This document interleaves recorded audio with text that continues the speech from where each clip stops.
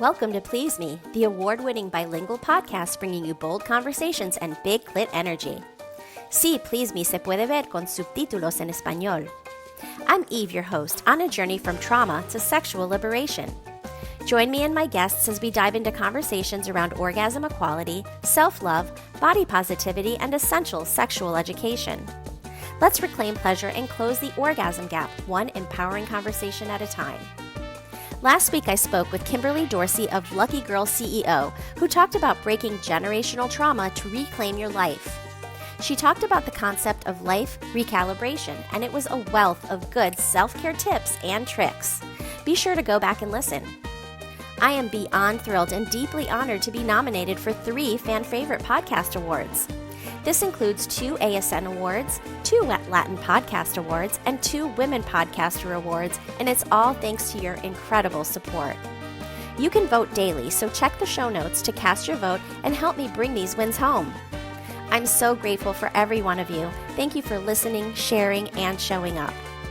Did you know that podcasts rely on listener support to keep bringing you the content you love? For the best way to support the show, join me on Patreon for ad-free listening, early releases, bonus episodes, and exclusive content. Please Me is for mature audiences. Sit back, relax, and surrender to the pleasure of Please Me. It can certainly be a relationship deepener. And if your partner doesn't respond in a loving, kind way, it can be a real breaking of trust in a relationship. ASN Lifestyle Magazine is your go-to source for sex-positive, sophisticated content covering everything from the swinger lifestyle and adult entertainment to intimacy, wellness, and more. You can read every digital issue for free, and subscribers get access to exclusive content. See the show notes for the link to subscribe and check out their Instagram. I'm excited to share that I now have a monthly column in ASN called Big Clit Energy, a Please Me series. Don't miss it and subscribe today. Hello and welcome to Please Me, the podcast that aims to destigmatize conversations about sex and sexual health by turning the sheets into our classroom. Today, I'm so excited to welcome Laurel Roberts Meese into the show. And I want to talk to you a little bit about her. She is a trauma therapist. She helps facilitate incredible healing journeys from horrific trauma to self-assuredness. She helps people recover from sexual trauma. And I can totally relate to what you do because for many years I had my own therapist that I was having as an assist to help me to heal from my own sexual trauma. And so I am so excited to dedicate the show today to sexual trauma and healing and getting on that healing journey because so many women experience this. It's thought that 1/3 of women experience sexual trauma and 1/4 of men experience sexual trauma in their lifetime. And this is just the ones that are reported, right? So it could even be more than that. So welcome, Laurel, and thank you for being here today. Hi, thanks for having me. And I know people have probably seen like the topic of the episode. And if you clicked on it, great, because I don't think this is going to be like a huge bummer episode. I think that we can make this really accessible, hopefully not triggering to too many people. Obviously, know yourself, take care of yourself. If you're not ready to dive into this topic, that's okay. Come back to it another day. But for those of you that are here, welcome. And we're just going to make this as easy as we can make it. I love that point because, yes, sometimes you can hear something that can be really triggering. And so we want to be mindful of that. But also, the only way to heal from trauma is to actually dive in and talk about it and work on it. So it's really essential and important. And I know that it's come up so many different times in conversations with different guests where our conversation and our topic that we were going to talk about had nothing to do with sexual trauma, but it just comes up because it's so common for so many people to experience it and for it to be a part of their sexual history. Absolutely. And so when I think about my sexual history, I think about the first experience that I had with sexual trauma, which was at 5 years old. And that's, I feel like, where my sexual journey starts, right? Unfortunately, it was a traumatic experience, but it is where my journey started. And really paying attention to that, I think, is so important. And realizing that even though we may be dealing with a lot of other things in our lives. And if this is our part of our history, it is going Mhm. to come up over and over again throughout our lives. Yeah, absolutely. And first of all, thank you for sharing that. Thank you for leading with vulnerability as we're talking about trauma and being the partner of someone with sexual trauma, being willing to be vulnerable in a way that is appropriate for the space is really important and can create a sense of safety. For anyone listening, I think you just created a sense of, oh, okay, this is someone that gets it. This is someone that's willing to talk about it, but not in a level of detail that might be triggering to listeners who may have also had an early childhood sexual trauma, because the details often really don't matter. The details of the trauma don't matter. The number one takeaway when thinking about and talking about trauma, sexual trauma, is that sexual trauma is never about sex. I think that's the biggest misconception, right? Sexual trauma is about power. And just as any other type of assault is about power. Someone gets punched in the face, it's about whoever was punching them exerting power over them.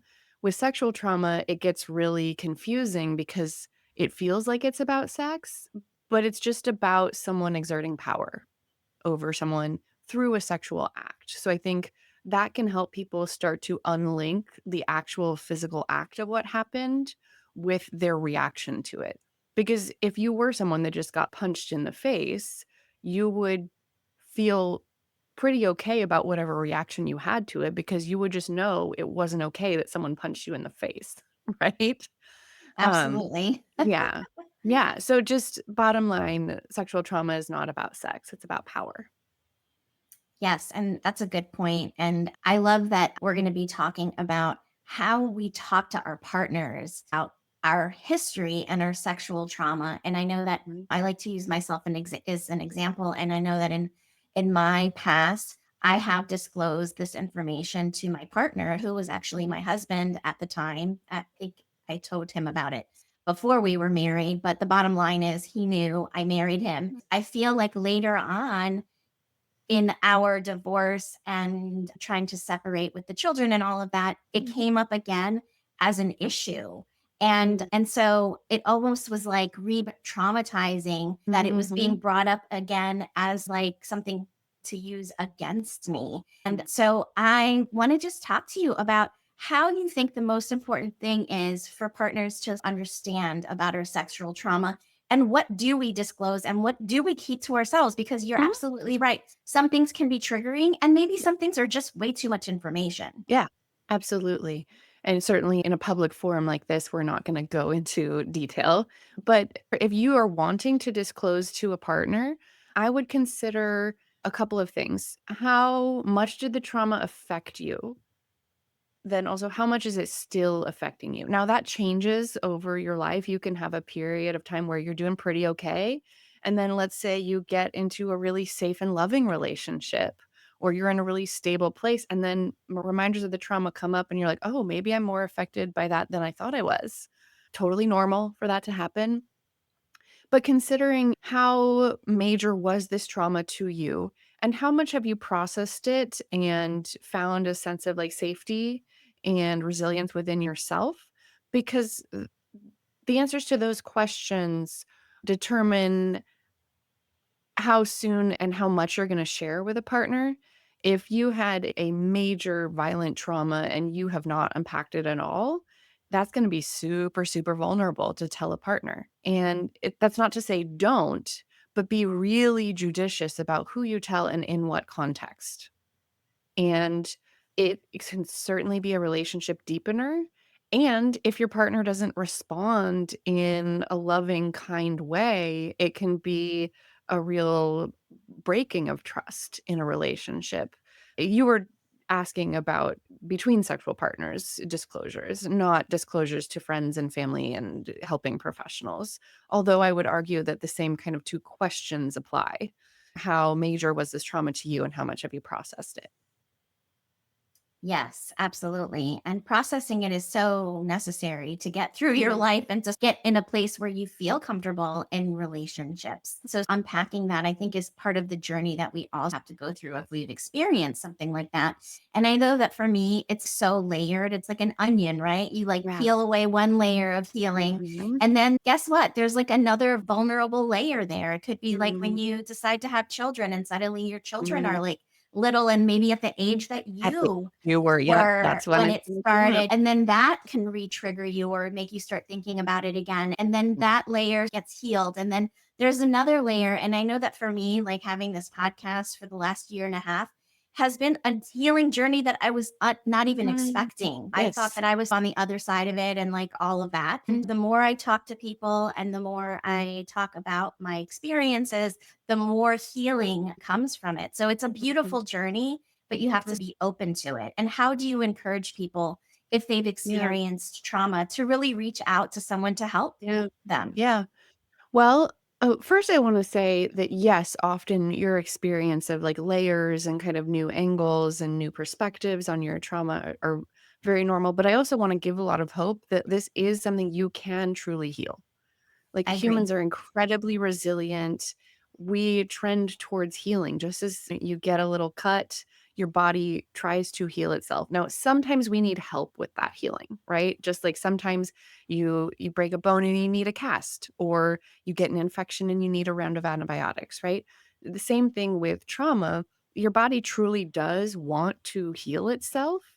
And for some people, that healing happens naturally over time, just the way the brain stores information and memories and the way the body processes things. Sometimes it happens naturally. And then sometimes you do need that figurative medical intervention, right? Sometimes you do need help from a trusted professional. There are some incredible resources out there, RAINN.org, which is Rape, Abuse, Incest National Network. They have a free chat room. I used to volunteer with them.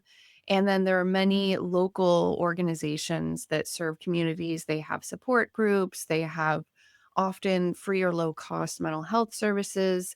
And then there are people like me who are operating independently that just have a background in sexual trauma that are doing deep trauma work.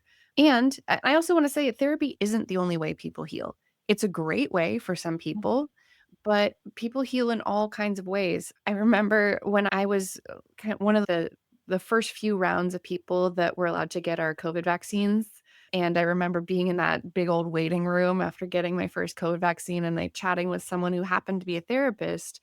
And her research was in BDSM practices among people who had experienced sexual trauma and how it could be a healing experience of experimenting with power and control and consent in a very structured and consensual environment. And I was like, this is so cool that I hadn't, of course, I guess it makes logical sense, but I hadn't thought about BDSM being a healing practice, particularly when, like I just said, sexual assault is about power and BDSM is all about consensually experimenting with power and control. So there are many ways to heal. And my expertise is in the therapy side of things, but you can find healing in a lot of different ways. And it's I totally love possible. Yes, I love that you bring that up because I absolutely agree that playing consensual with Mhm. power in the bedroom can be really empowering. It's really nice to be submissive sometimes and to allow all of the pleasure to be given to you and all of that. But it's also really nice to sometimes step into the other role and be more dominant and all of the experience that comes with that. So I Mhm. love that example of a way that sex can actually be healing in and of Mhm. itself in different ways. And I Yeah. definitely think that it is because it releases all those feel good chemicals in our bodies. Mhm. It helps us to connect to joy and pleasure. Mhm. And so absolutely I feel like it is another modality that we can use Yeah. to help heal ourselves. So we're talking about relationships, right? And I want to ask you, how can partners be mindful of power dynamics to support a survivor's healing? Yeah, absolutely. First of all, talk about it because there are definitely some survivors that get frustrated when they feel like they're after a disclosure, their partner is like handling them too gently. They're like, I didn't ask for that. I don't feel fragile. I don't need you to handle me gently. So having a conversation about it, they may really want to experiment with power, but it needs to be talked about. I don't think you can over communicate about sex. I really don't think that's possible. When in doubt, talk about it. And just being really mindful of power dynamics. It could be certain positions, it could be certain words are triggering. Language is really important when it comes to how we talk about sex, and particularly for survivors of sexual trauma, and not making assumptions about how they responded to that sexual trauma.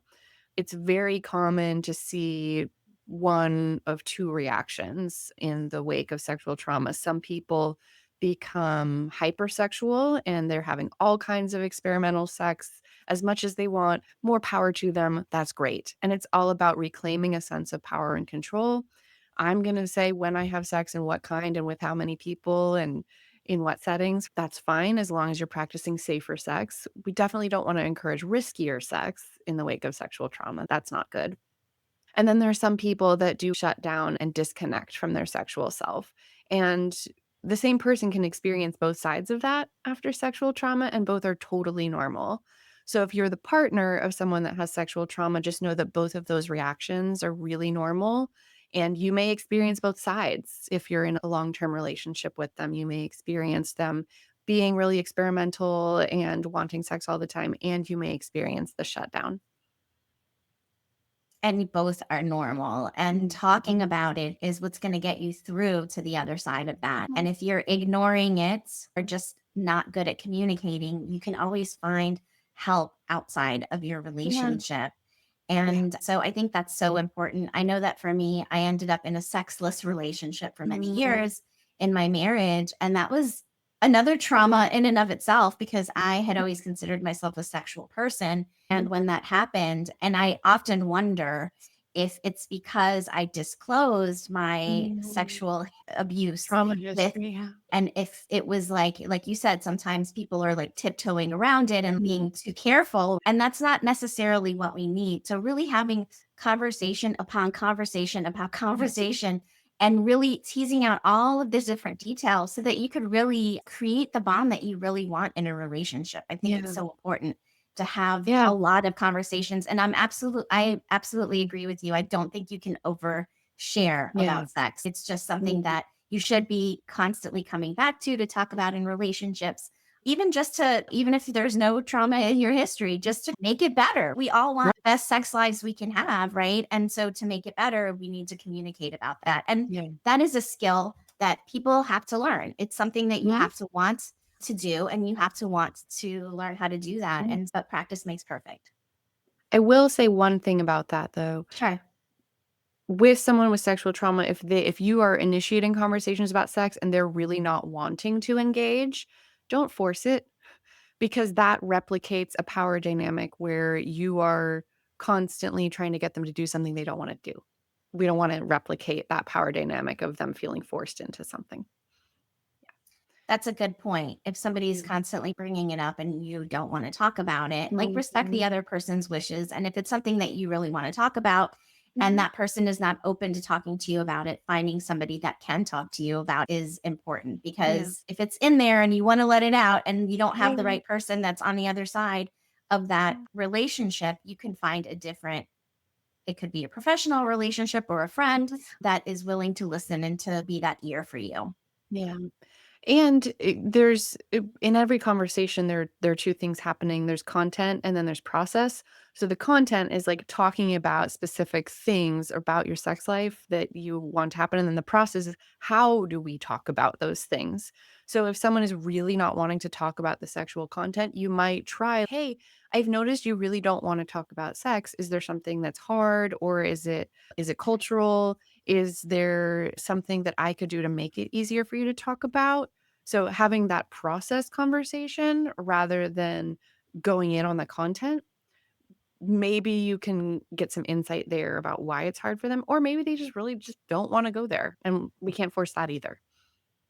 Absolutely. But trying to understand where the other person's coming from too Mhm. is so Yeah. important. And yeah, maybe it's just something that's very uncomfortable for them and they've Mhm. never done it before, but they want to support you. Who knows? And you will never really know unless you ask those questions. Mhm. What are some common misconceptions or assumptions that partners should avoid making when you're disclosing some of this kind of information? Yeah. The first response should always be, "Thank you so much for trusting me enough to tell me." And equally as important is to say, "I'm so sorry that happened to you." Notice I said to you. That we all the language you use needs to reinforce that they did nothing to invite this. They were not complicit in their own assault, right?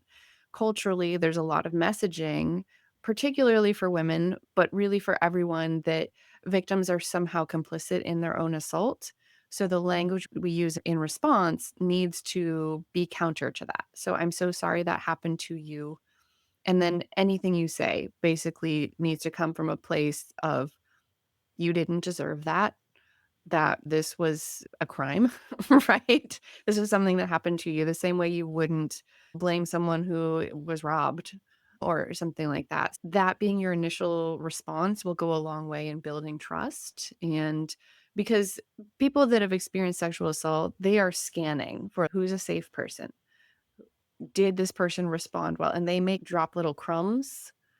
I certainly had a partner that was kind of dropping little hints that something had happened, and I definitely heard those hints, and when that partner was ready to talk about it, I was not surprised, and because of all my training, was able to respond in a way that was not victim blaming at all.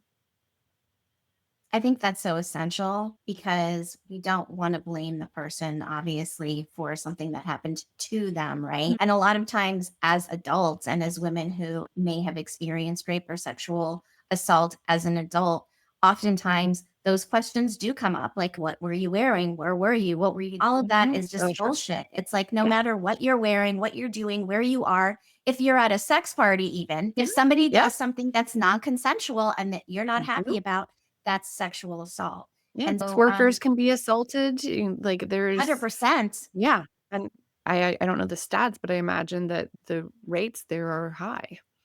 Yeah. Yes, absolutely, Mhm. because they're putting themselves in compromising positions, and sometimes there's not anybody around to protect them. So, Mhm. except for themselves. So, absolutely, sexual assault can happen to anybody.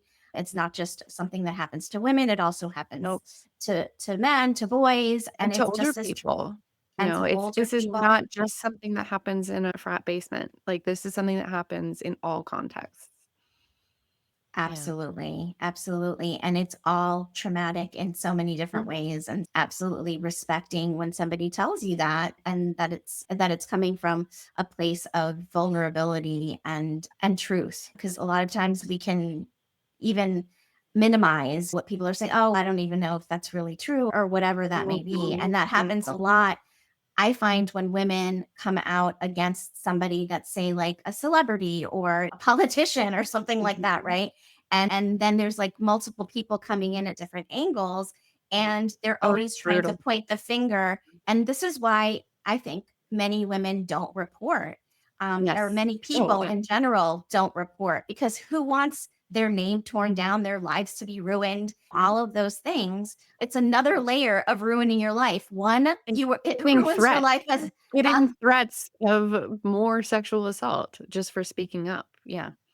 exactly. So it's sad that that's the society that we live in. We have to really protect ourselves, but it's important to have these conversations for sure. Yeah.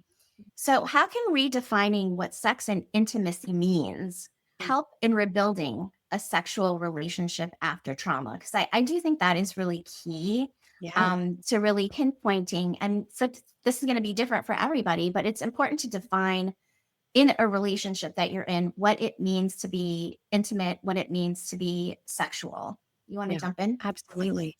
So sensate focus is it's a therapeutic approach. You don't need to work with a therapist to do it as long as you're Hmm. really grounded and resourced yourself. But it's a way to relearn how to experience pleasure in your body. And it starts with just non-sexual touching. You can do it yourself or with a partner. So the first phase, there's four phases. The first phase is non-sexual but sensual touch. So it could be back rubs, it could be just like stroking their arm, playing with their hair, and the goal for the person that is it, you can take turns. I think that's great. I think all couples should do this, honestly. Yes, I Um, agree, actually. yeah, I really do. and just to experience, to be present in the moment. To oh, I really love when they play with my hair that way. Or wow, I actually like a little more pressure in a massage.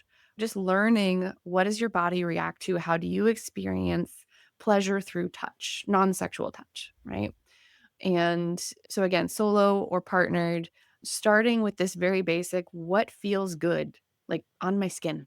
And then phase two is you can incorporate some more like erogenous zones, but you're not trying to have sex. You're not trying to orgasm. You're just, okay, what stimulation feels genuinely good to me? And then phase 3 is you are actually doing some, like, genital touching. You don't necessarily for couples that have intercourse, you're not having intercourse, but if someone does have an orgasm, that's okay, but that's not the goal. It's just genuinely what feels really good here, and you can bring in different textures, like different fabrics or lotions, or do some sensory play completely unrelated to sex. I know a lot of parents with young kids, like little toddlers, they introduce sensory play and the kids just they want to feel like, what does the sand feel like in my hands? What does the water feel like in my hands? So we're talking about that same concept but applied to sexual touch for adults.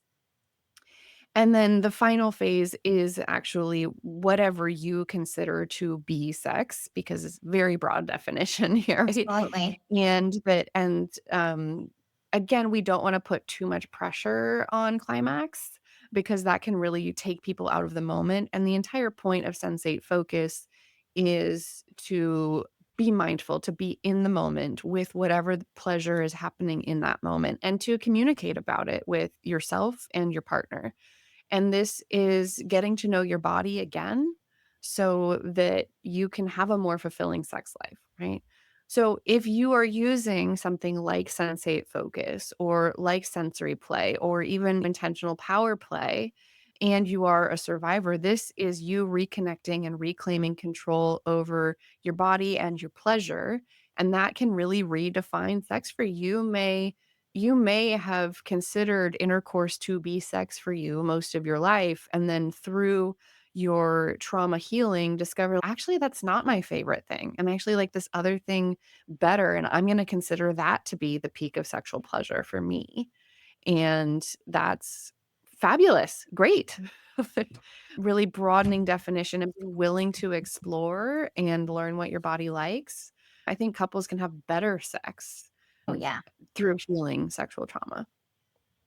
I 100% agree. And I like to think of the whole entire body as an erogenous zone Oh, because yes. if it's perceived, even if it's not your genitalia or the Mhm. quote unquote erogenous zones that we typically think about, right? And it's perceived as sensual or sexual touch, it can Yeah. still be a turn on and it can Oh, still yeah. be firing those sexual centers Yes. in our brain that Mhm. are perceiving that. And unfortunately, we don't do a lot of sensory play as adults. And Yeah. so, if we can introduce that sensory play, we can really Mhm. figure out what we really truly like, what those buttons are on our body that are going to really get us turned on. And I think it's a great tool for anybody, whether you're trying to Yes. reconnect with your body after a traumatic experience and get back into your body and get into the moment. So, you're talking about Mhm. being mindful and having that because if you want to experience pleasure, the bottom line is your mind can't be like off thinking Yes. about something else, right? Or you can't be like Yeah. thinking about the trauma, which unfortunately Yeah. does come up a lot when you have had sexual trauma in your past. Sometimes Yeah. those memories, those flashbacks come back to you while you are having those experiences. It's Certain body sensations can really bring up trauma. So if that happens to you, that's normal.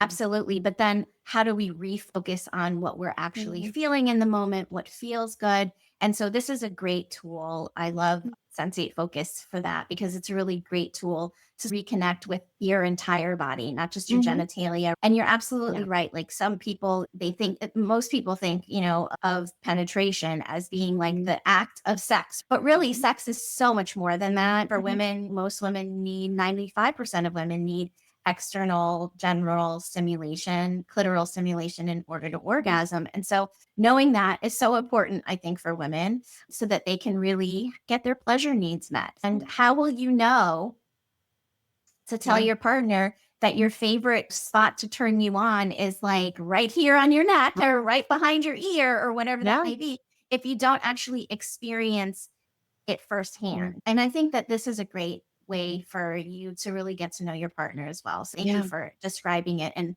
explaining what sensate focus is. Yeah. And I will say if you have a trauma response in the middle of sex, don't try and push through it. Like you can stop. Please, most of the time you should stop.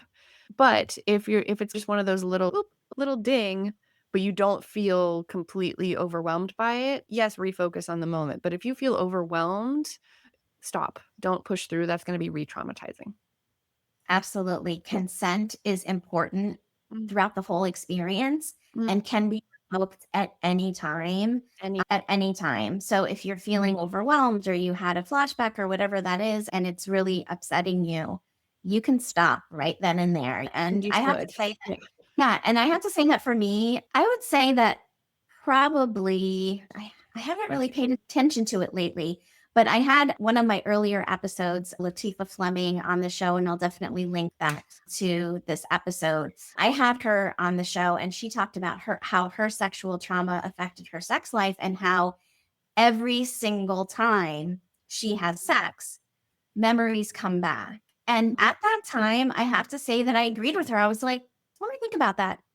Yeah, that's true, actually. Like it always goes through my mind. And unfortunately, that can be the case for a lot of people. And if that's the case, like understanding how you can refocus on your body is key. Mhm. And again, if you need to stop, you stop. Yes. Yeah. Well, Well, I want to end on a positive note. And I want yeah. to know, how do you think sexual trauma can be a benefit to a couple's Mm. sex life? Yeah, just like I said, when you go through your healing and you reclaim your body and your right to pleasure and you figure out what really works for you, you can have better sex. You can improve your communication, not just about sex, but overall, if you're in a romantic relationship with this person, or even just a sexual relationship, just overall better communication. And I think it is true that for some people, a sexual experience comes up every time they have sex, but not all. And it is completely possible to go forward and have sexual experiences that don't recall your trauma. I just want to plant that seed of hope there. Yes. Overall, better communication about sex, about everything else, and greater pleasure, right? And who doesn't want that? Who does not want that? Mhm, Absolutely. And I have to say, though, that having brought up that example with mhm. Latifah, and I interviewed her like a year and a half ago. And I have to say that now, a year and a half later, it doesn't always happen every time Yeah. anymore. You know what I mean? So there is a change. Like I see a change in me. And maybe it's because I am always talking about sex now, whereas before it Yes. wasn't as common, like for me to constantly be having conversations about sex. And now it's something that I talk Mhm. about all the time.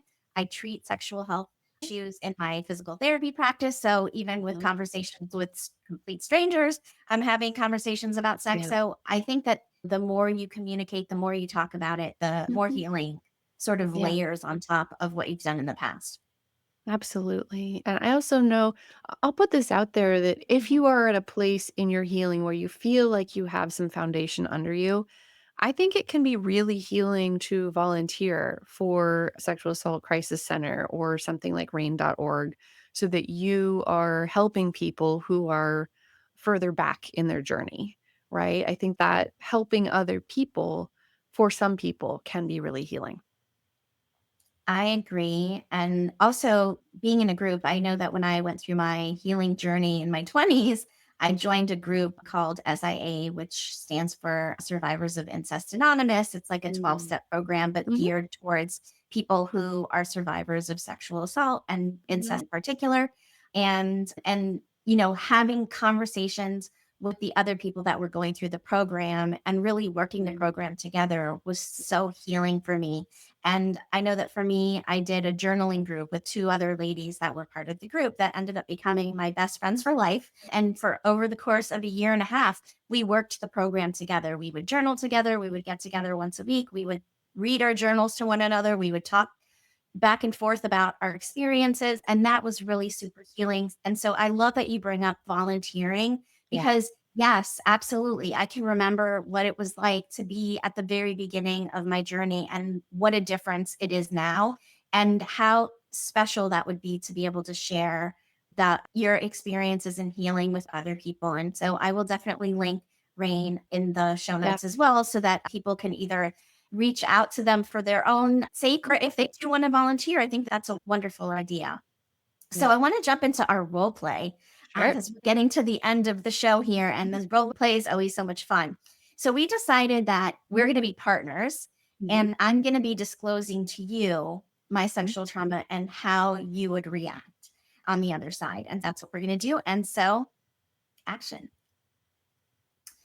Laurel, I have been wanting to talk to you about something. It's been weighing on me heavily, and I just feel like it's affecting our intimacy.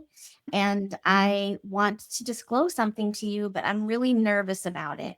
And can you just assure me Yeah. that I'm going to be, it's Yeah. a safe space right now Yeah. for me? Because I have some things that I want to talk to you about that are Yeah. really delicate. Our intimate life is really important to me too. And if there's something that's affecting it, I really want to hear, but I also want to go at your pace because I know what it's like to feel really vulnerable. However much or little you want to share with me, it works for me. Thank you. Thank you for creating that space for me because I haven't had that in past relationships and I haven't felt safe talking about this. But I do really want our intimacy to be even deeper. And I feel like it's a wall that's coming between Mhm. us. Is there anything I can do right now to make you feel a little safer? Yeah. Can you come sit next to me and just hold my hand? Absolutely. Happy to do that. Anything else you need? No, I think I'm ready to tell you. Okay, I'm listening. So, as a child, I was molested by several members of my family. And I feel like that sort of caused me to have a lot of issues in my personal life and my intimate life. And I wanted you to know that. Yeah. Yeah. It makes total sense that would affect you. And I'm so sorry that happened to you. You didn't deserve that. And I'm really honored that you trusted me to tell me that because, yeah, I think that would make anyone feel really vulnerable. And I'm sure you felt really vulnerable then because you were just a kid. It was probably really confusing and scary. So thank you for telling me. Yeah. And it's interesting because I really feel vulnerable now sharing it Mm, with you. of And, course. sometimes I really think, is this something that I even should tell my partner about, Um, should tell you about? Because I'm afraid that you're going to act differently towards me. yeah. I'll try not to act differently towards you, except that I also want to make space for you to feel safe. And if there's something I need to do differently so that you feel safer, I would like to do it. But I'll wait for you to tell me what that might be and not assume what it should be, right? If there's something specific that you want to do or not do, please tell me. I'll really take my cues from you. Yeah, I think that sometimes during our intimate moments, there are times when maybe I have a memory or something comes up Mhm. and I don't know, disassociate with my body and I'm like floating out there and not paying attention to what's happening. And sometimes I almost feel like I disconnect and I'm not Mhm. even feeling what's happening at all. And I'm just wondering if on the other side of that, you can sense that. Mhm. And because I want to be in my body, but sometimes Mhm. I just float away. Yeah. I think that looking back now, there are some times where I could maybe tell you weren't totally there, but I didn't know why. And I think, what would you like me to do going forward if I notice that happening? So if we're doing something like really intimate, I would love to just come back to like Mhm. more of a sensual touch Mhm. as opposed to a sexual touch at that moment to just help me to regroup Yeah. and to come back to where I'm at and that I'm with you. Yeah. Is Totally. that I'm something happy, you can do for me? of course. Do you want to have a cue or a word or something so that if I don't pick up on it, you can tell me that it's happening? Or is that too much for you? I feel like I wouldn't be able to do that because I'm somewhere else. Okay. Okay. I will really are there things that are a sign that you might be in that headspace that I can watch for? I think if I maybe get too quiet or if I Mhm. get too still Uh-huh. and for a prolonged period of time, I think Mhm. that those are like the signs that I'm out of my body right now and need to come back. Okay. Okay, that's super. I can definitely watch for that. And if I notice you're being quiet and still, I will pull back and focus on is there a particular type of sensual? Do you want me to play with your hair? Do you want me to just like stroke your face? Do you want me to talk to you or talk about other things happening in the room? Is there anything that sounds really good there? I'm so glad that you said that because I do feel like if you stroked my hair and tried making eye contact with me, because I do like to close my eyes sometimes, but That- if they're always closed, then you won't really know because we're not Mhm. maybe making eye contact, but bring me back to asking me to look at you and telling me something nice, bringing me back to the moment, I think Yeah. would be really helpful. And not necessarily saying, hey, are you thinking about X, Mhm. Y, Z? I don't really want to Yeah. talk about that. I want to No. just come back to us. Yeah. Okay. Of course, I always want you to be present with us. So I'm really happy to do that. And again, thank you for telling me. I'm really glad that you trusted me. And I think that this will only make our intimate life better. I definitely agree. Thank you for listening and for being such a kind ear and for being willing to tease that out when we're in those moments and being willing to help me to come back to myself because Yeah. I want to come back to you. Yeah. Would it be okay with you if I checked in after we're intimate to see if I was reading your cues correctly? Or do you want to be the one to bring these conversations up? I think that it's a really good idea actually to have these conversations afterwards when we're cuddling and if you picked up on something, I would love to know that you did and we could talk about it. So yeah, I'm definitely open to that. Okay, great. I'll do And scene. that. That That was great. was awesome. Thank you so much for modeling that conversation. I think it's so essential for people to have these conversations with their partners because, yes, you may have a history of sexual abuse or trauma in your past, but you can definitely heal from this and have an amazing, Mhm. wonderful, mind blowing sex life. And that's really what I want for everybody listening out there. Mhm. Absolutely. So I want to make sure that my listeners can find you. Where can we Mhm. find you? Yeah, I am currently seeing clients in California, Florida, Washington, Virginia, and Michigan is pending. Okay. And I also have a team of therapists that I work with. Our website is laureltherapy.net. You can find us Laurel Therapy Collective on Instagram, but please only reach out to us through our website. We don't communicate about care through social media. So yeah, laureltherapy.net. Amazing. Reach out to her, and she's got a great bedside manner. I can tell already. And if you want to work with me, you can reach me on pleaseme.online. There's so many things that you can find on my site. Make sure that if you heard this episode and you know somebody that can really benefit from hearing it, please share it Mhm. with them, send it to them, and send it to all your friends that you think may benefit from it, because I definitely feel like this is one that can really be shared. And then I have been nominated for several awards. So please check the show notes. There's 2 ASN awards that I need votes for Best Educator and Best Educator website. Please make sure that you're voting for me. You can vote daily. There's also a Latin Podcasting Award for favorite podcast that you can certainly vote for me for as well. So please cast your votes. I appreciate all of the support that you give to me every single day. And thank you for being here today. Until next time.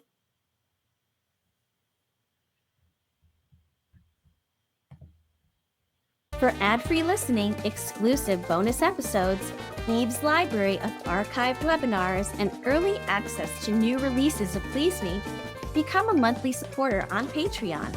Simply open the Patreon app on your phone, search for Please Me, and subscribe today for premium content and more. Cheers to finding your pleasure and big clit energy.